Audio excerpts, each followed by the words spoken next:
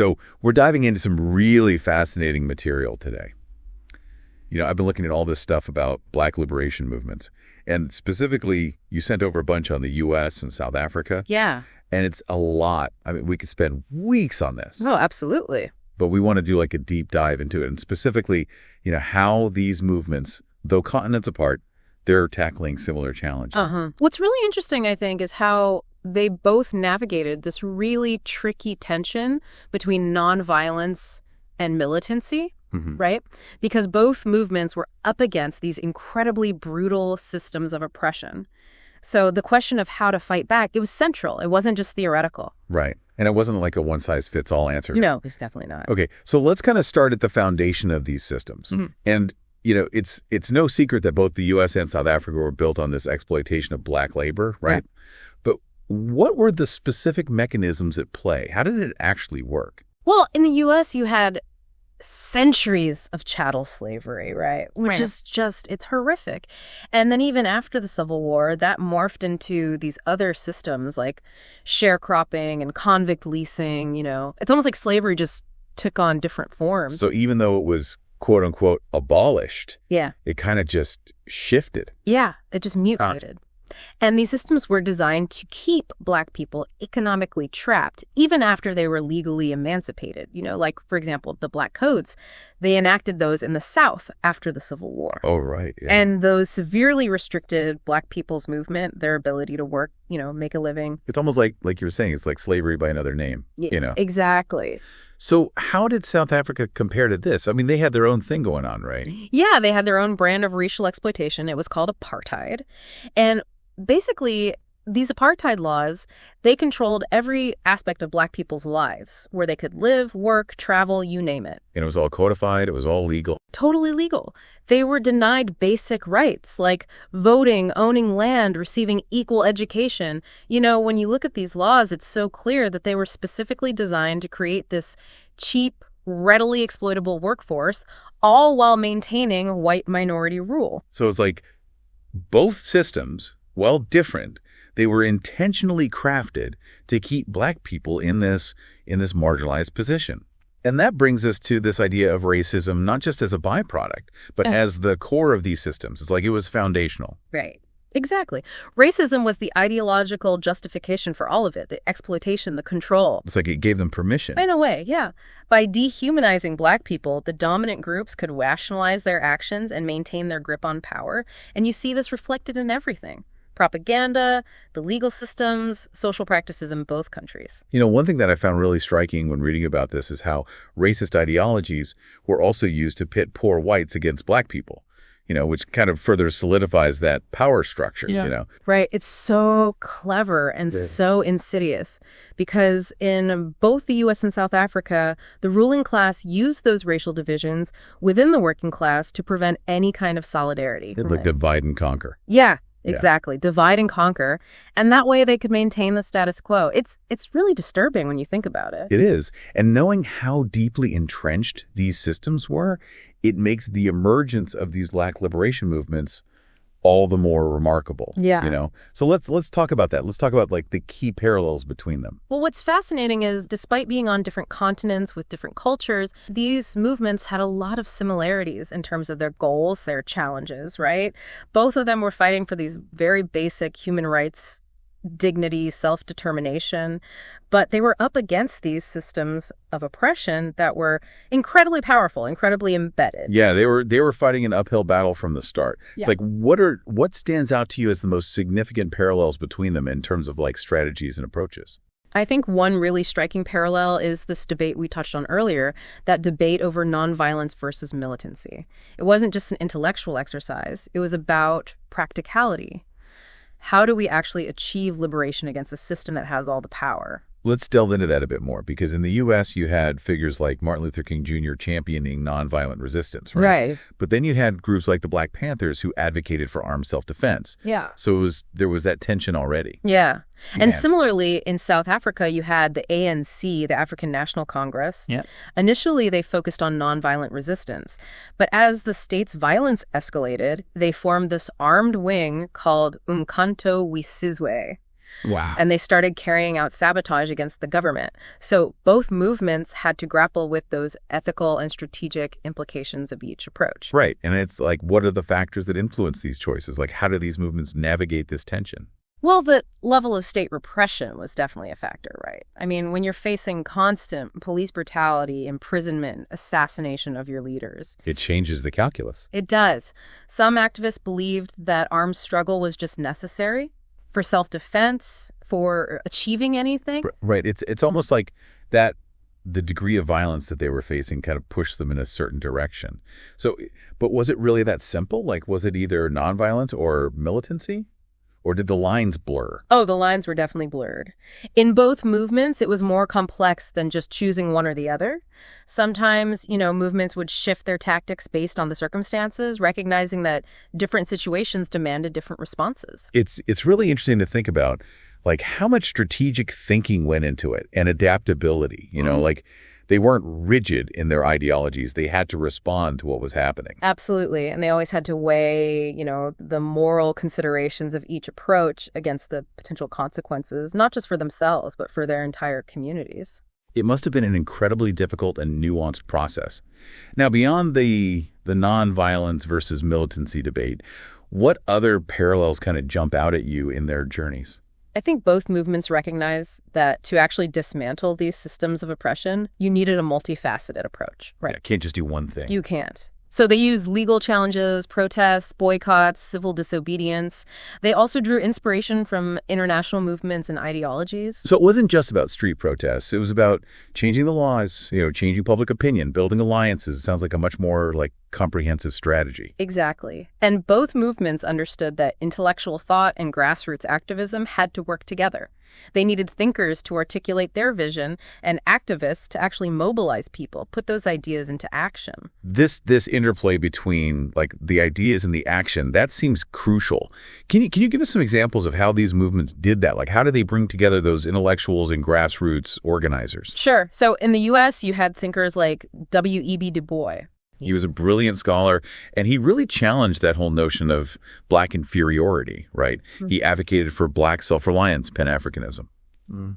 These ideas really resonated with grassroots organizations like the NAACP. NAACP, right, yeah. And they fought for civil rights through legal challenges, advocacy, all that. So you've got Du Bois kind of laying the groundwork and the NAACP taking those ideas and running with them. Yeah, exactly. And a similar dynamic played out in South Africa. Steve Biko's philosophy of Black consciousness, emphasizing Black pride and self-reliance, it resonated with a generation of young activists. It fueled the growth of organizations like the Black Consciousness Movement. Right. And they were organizing protests, engaging in community development, challenging the apartheid regime on multiple fronts. It seems like in both cases, they knew that lasting change requires both, you've got to have the intellectual discourse, but you've got to have that widespread grassroots mobilization as well. It's a powerful reminder that social movements aren't just about these grand pronouncements. They're about people coming together, organizing, taking action to create a better world. It's about putting in the work. Yeah. And these movements, they weren't operating in isolation. They were part of a larger global struggle against colonialism, racism, oppression, yeah, right? Right. So let's talk about the influence of global ideologies and solidarity, starting with Marxism. Sure. So Marxism, at its core, it provides a framework for understanding how economics plays into racial oppression. Right.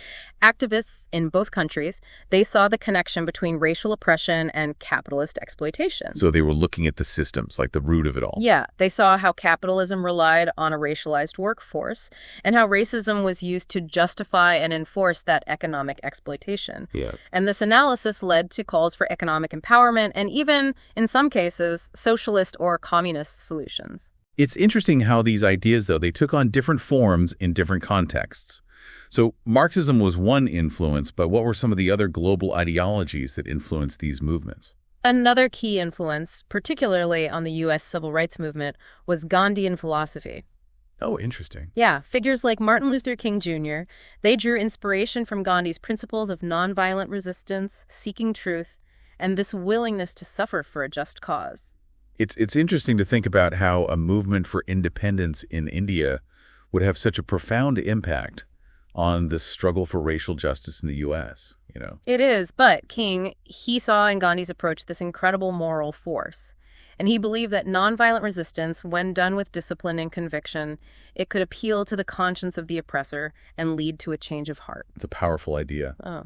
So he adapted those principles to the American context, believing that they had the power to dismantle segregation and awaken a sense of shared humanity. Exactly. And finally, we can't talk about these movements without acknowledging the concept of global Black solidarity. Right. This idea that Black struggles across the diaspora are interconnected. So it's not just, oh, we're all Black, we should support each other. It's deeper than that. It's much deeper. It's recognizing a shared enemy in white supremacy, in colonialism, and understanding that working together is the only way to dismantle these systems. It's about collective liberation. Exactly. And this solidarity, it manifested in different ways. The sharing of ideas and strategies, the formation of Pan-African organizations, international support for the anti-apartheid struggle, sanctions, boycotts, divestment campaigns. So it went beyond just words. It was about action. Yeah. But this solidarity wasn't limited to just like political and economic spheres, right? Yeah, not at all. Culture played a huge role. Music, literature, art, they all helped foster this sense of shared identity and purpose. Like a cultural exchange program. In a way, yeah. Think about the influence of jazz and blues on the anti-apartheid movement, or the impact of South African protest music on the U.S. civil rights movement. Yeah, that's amazing. It's incredible how music and art can transcend borders and unite people in a shared struggle. It shows the power of culture in building solidarity and fueling resistance. Okay, so we've covered a lot of ground here. We talked about the exploitation of Black labor, the tension between nonviolence and militancy, the role of intellectual and grassroots movements, the influence of global ideologies like Marxism, Gandhian principles, Black solidarity. These movements, despite being up against incredible odds, they achieved significant victories. I mean, their legacies are still felt today. Absolutely. Their legacies of resistance, resilience, strategic innovation, they continue to inspire movements for social change all over the world. So before we move on, are there any other insights you want to share about the parallels between these movements? Anything you think our listeners should consider? I think it's important to remember that while these movements did achieve great things, the fight for true liberation is still ongoing. The systems they challenge, they haven't vanished. They still exist in various forms. And the struggle for justice and equality, it demands constant vigilance, constant engagement. You're absolutely right. It's not over. And as we delve deeper into these movements, it's crucial to keep that perspective in mind. Yeah, it really is. It's like peeling back the layers of an onion, The more we explore these movements, the more we find all these intricate connections and complexities. It just shows that the pursuit of justice, it's rarely straightforward. It's more of a constant process of adapting and evolving. I love that analogy. It's so true. And, we've been talking about these movements kind of in broad strokes, but I think it would be helpful for our listener to get into some specifics. Like how did the exploitation of Black labor actually play out on a day-to-day level in both the U.S. and South Africa? Can we get into that a bit? Sure. Let's take the U.S. South after the Civil War, for example. Sharecropping became really widespread, and it basically trapped a lot of Black families in this cycle of debt. They'd work the land owned by white landowners, they'd use the landowner's tools and seeds, and then they'd have to give a portion of their crops as payment. It sounds like a system that was designed to keep Black people economically dependent. Was it even possible for them to make a decent living under that system? It was incredibly difficult. They were often charged these crazy high fees for supplies, things like tools and fertilizer, so they'd end up perpetually in debt to the landowner. And they had very little power to negotiate, obviously.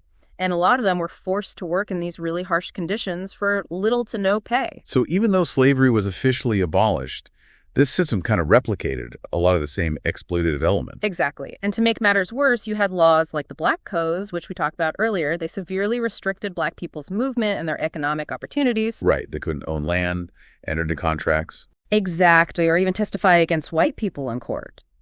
It just seems like this deliberate attempt to undermine their newfound freedom and keep white people in control. Were there any parallel systems in South Africa under apartheid? Oh, absolutely. The migrant labor system in South Africa functioned in a very similar way. Black South Africans were forced to leave their families and their homes to work in the mines, on farms and factories, often in dangerous and exploitative conditions. I can't imagine being separated from my family like that. It must have been incredibly difficult. It was devastating. And they weren't even treated as permanent workers. They were denied the right to live permanently with their families in urban areas. The pass laws controlled their every movement, restricting them to certain designated areas, and they had to carry these passes with them at all times. It's incredibly dehumanizing. Were there any attempts to resist these systems? I mean, I have to imagine there were. Oh, yeah. There were constant acts of resistance, both big and small. Sharecroppers in the U.S. organized strikes and boycotts, demanding better wages and fairer treatment. Black South Africans defied the pass laws.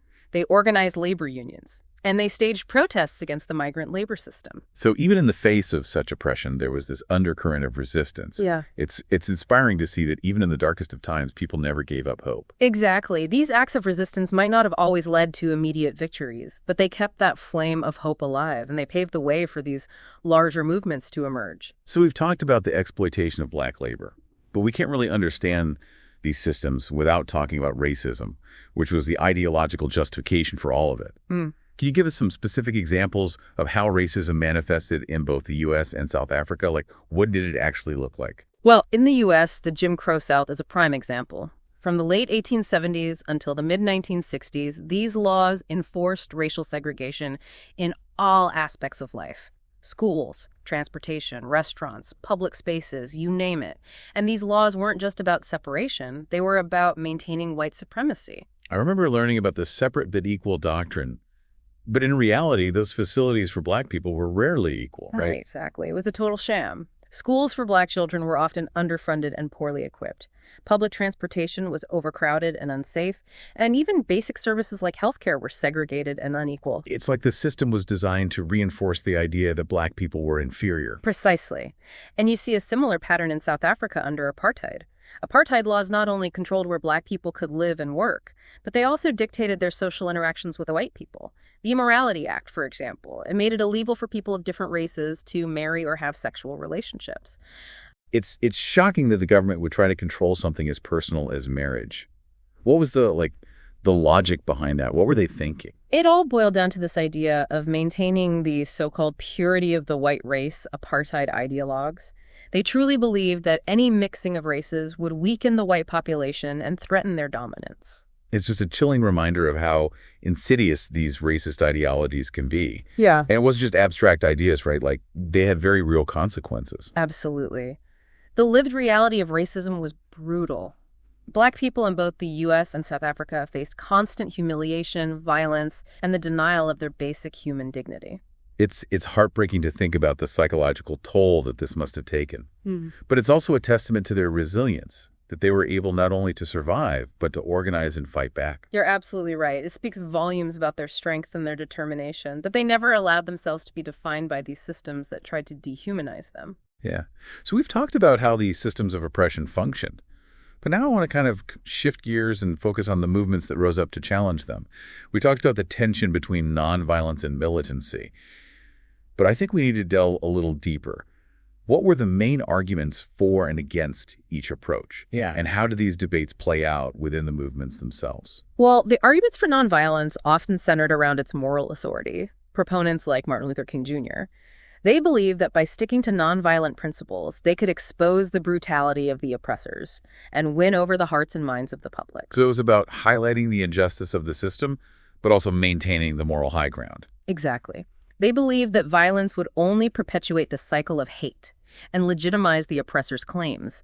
They saw nonviolence as this powerful weapon that could disarm the enemy and ultimately lead to a more just and humane society. But there were also those who believed that nonviolence just wasn't enough, right? What were their reasons for advocating for a more militant approach? Those who advocated for armed struggle argued that nonviolence was simply ineffective against a system that was inherently violent and unwilling to negotiate in good faith. They believed that Black people had a right to defend themselves against that violence, and that force was the only way to dismantle the systems of oppression holding them back. So for them, it was more about self-defense and challenging the very foundation of the system rather than hoping for some kind of moral awakening from those in power. Exactly. They saw armed struggle as a necessary tool for achieving liberation, a way to disrupt the status quo and force those in power to take their demands seriously. So you have these two very different approaches, and I imagine those debates must have been pretty intense within the movements. How did they manage to navigate those disagreements? I mean, you think it would cause them to fracture? It wasn't easy. There were definitely internal divisions and disagreements about the best path forward. But what's remarkable is that both movements, for the most part, were able to hold those opposing viewpoints without completely falling apart.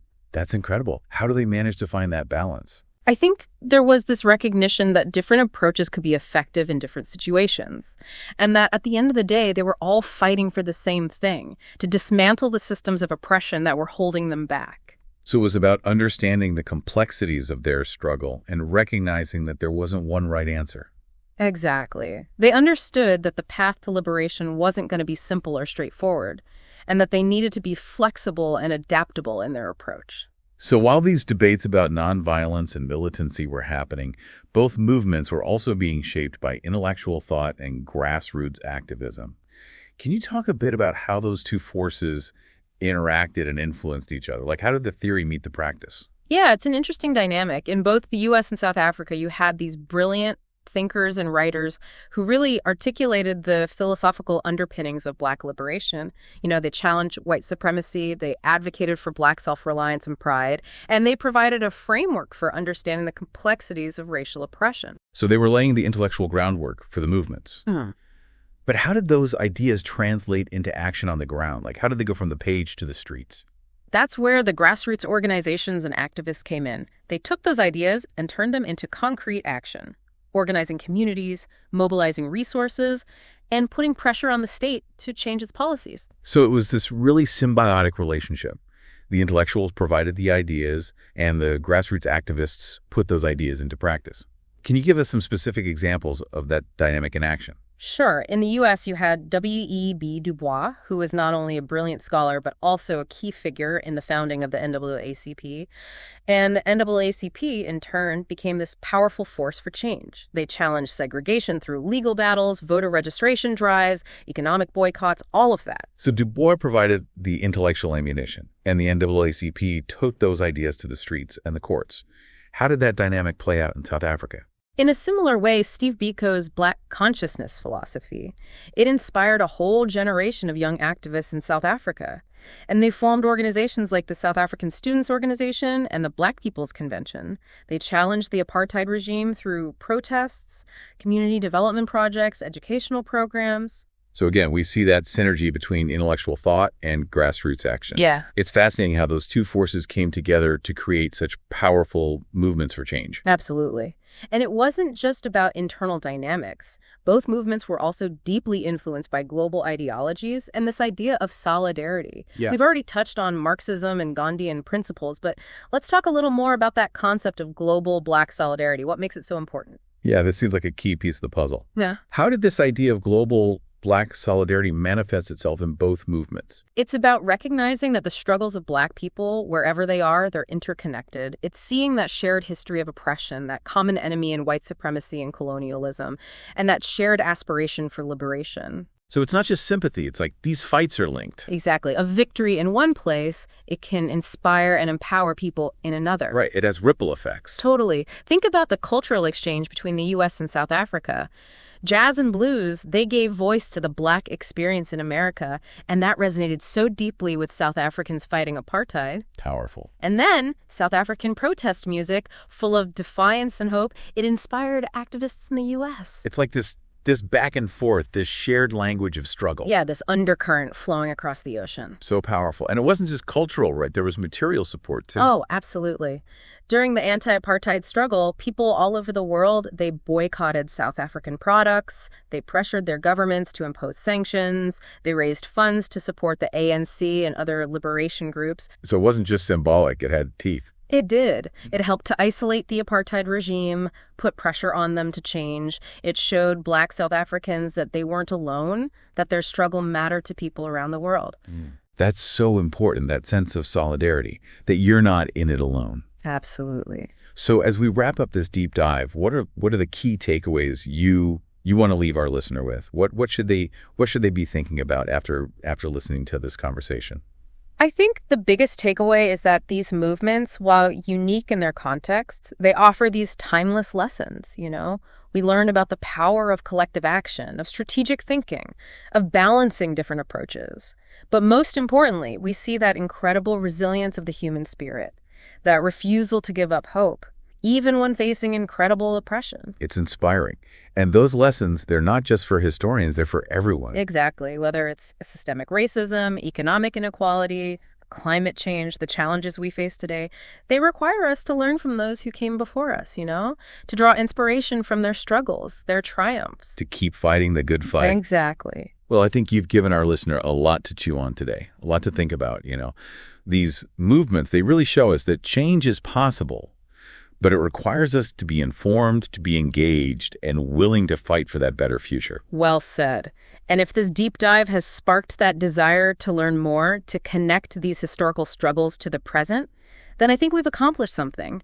The journey towards understanding and challenging injustice, it's ongoing, and we're all in it together.